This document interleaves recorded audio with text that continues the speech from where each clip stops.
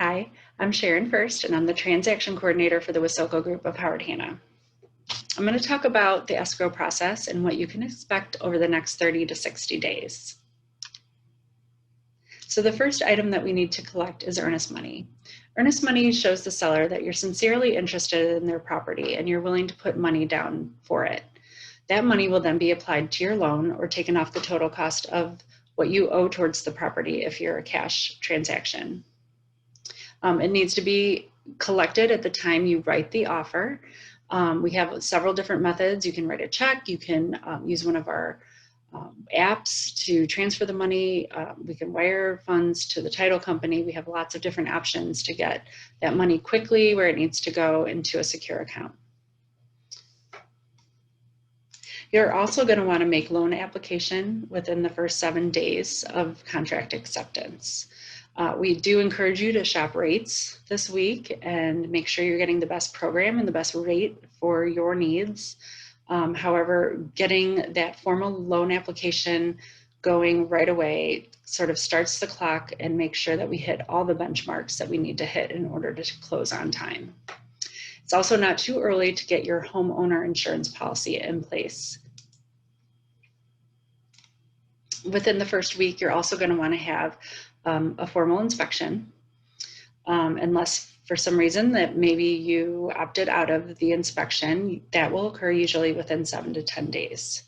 We're going to want to hone in on specifically just the safety, health and structural items only. We're not looking at cosmetic things, carpet, paint, nice to haves. We're looking at, how old is the furnace and what's the condition of the roof.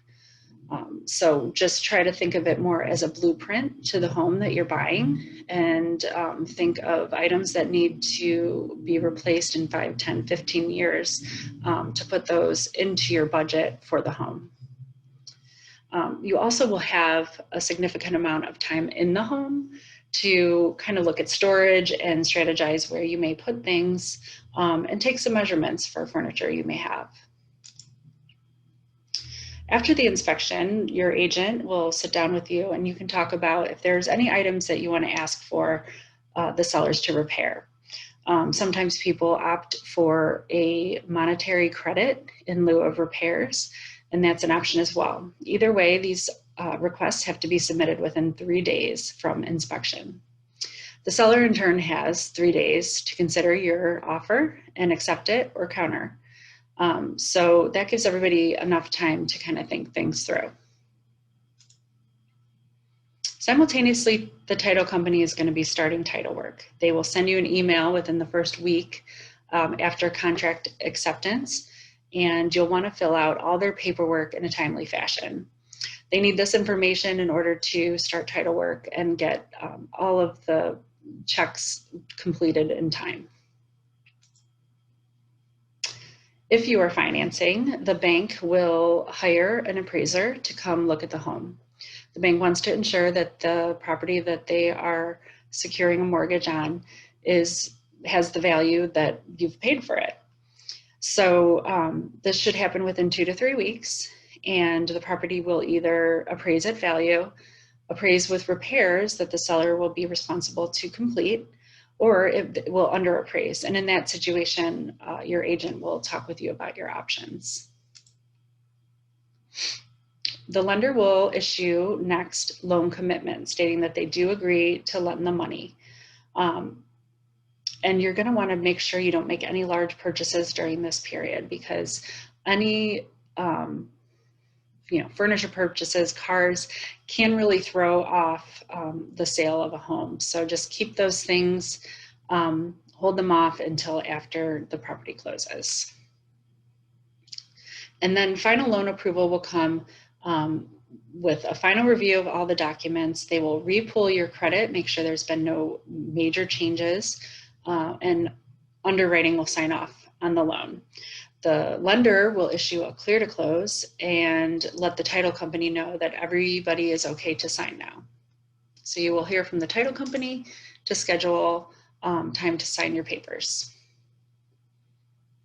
And then you're going to want to do a final walkthrough a few days prior to closing. You're going to check and make sure that the property is in the condition that you bought it in. There's no gaping holes or moving damage. You're going to want to make sure that if there were repairs as a result of the inspection, that those have been done to your liking.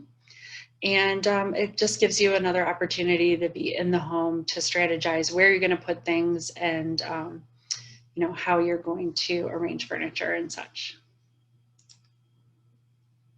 And then finally, we have the closing date. So this is the date you're actually just signing your documents. It doesn't have to be on the same date that the title goes into your name, but you're going to realize that this is a very busy time for you. You're going to want to make it easy on yourself, and they can come to you and accommodate your needs and your schedule.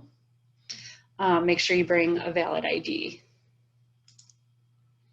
And then finally, the title transfer date is the day that it becomes, the property is in your name.